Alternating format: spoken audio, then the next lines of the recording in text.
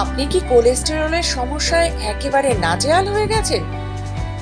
আপনার শরীর থেকে সব কোলেস্টেরল টেনে হিঁচড়ে বের করে আনবে এই 3 মাছ পাতে রাখলেই চোখের নিমেষে কামাল দেখবেন সেরে যাবে আপনার কোলেস্টেরলের সমস্যা।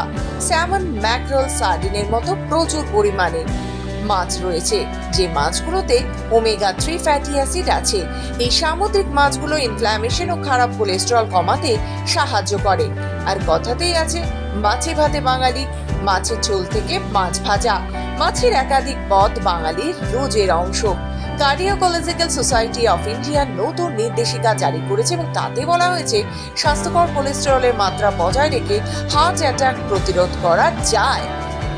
আমাদের শরীরে দুরকম কোলেস্টেরলের বাস, ভালো কোলেস্টেরল এবং খারাপ কোলেস্টেরল। স্যামন, টুনা, কড সহ বিভিন্ন সামুদ্রিক মাছ কোলিনের দারুণ উৎস।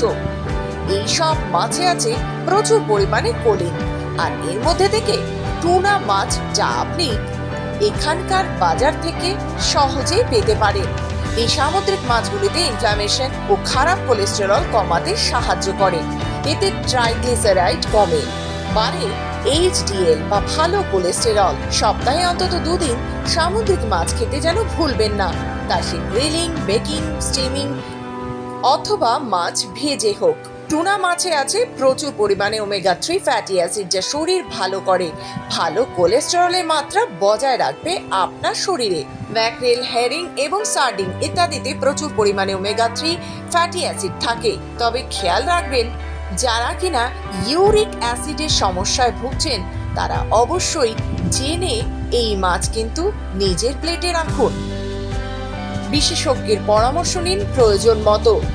এই ধরনের পরিস্থিতিতে আপনার টুনা, সার্ডিন জাতীয় মাছ, উচ্চ চর্বিযুক্ত খাবার যেমন দুগ্ধজাত খাবার, রেড মিট, মিষ্টি, ব্রেড, উচ্চ চিনিযুক্ত খাবার, চিনিযুক্ত পানীয়, অ্যালকোহলযুক্ত পানীয় যেমন মুরগি, কাঁকড়া, লবস্টার ইত্যাদি কিন্তু অত্যন্ত কম পরিমাণে খাওয়া উচিত। আপনি সুস্থ থাকুন, এই আমাদের একমাত্র লক্ষ্য।